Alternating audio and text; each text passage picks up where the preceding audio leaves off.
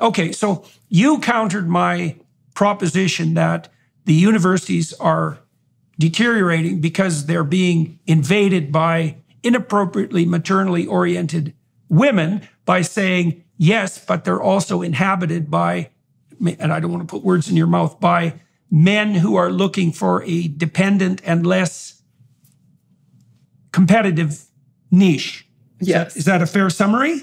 Yes. Do you think that's in keeping with what you're observing? Yes, maybe the maternal side of it thing I don't see, but I'm a woman, and so it might be harder for me to like. I don't. I see it in the concern with microaggressions, with the concern with equity, with like all these. Okay, but look, we have that. I mean, we have so much of that, and I was just telling one of my colleagues, for the very first time in my entire life, and I've been teaching for 15 years.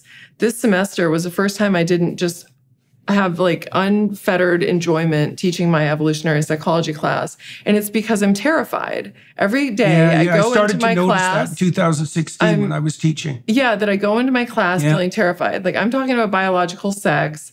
And I have to spend a lot of time, talking about what biological sex is, what gender is, and talking about, because the two things play into each in really interesting ways, actually.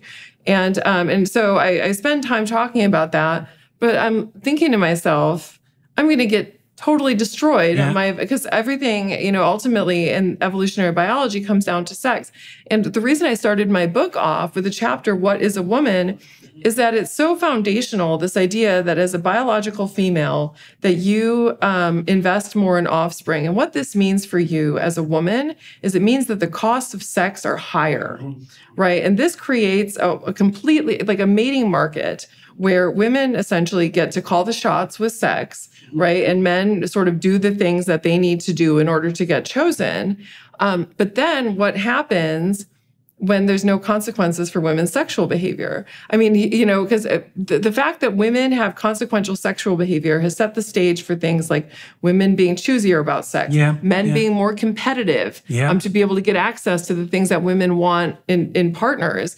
And when all of a sudden we make sex non-costly for women, which has been a huge achievement for women, but it has these huge consequences on everything, because so much of who we are and our social behaviors and the types of things that motivate us are sort of built around this system of sex being costly for women.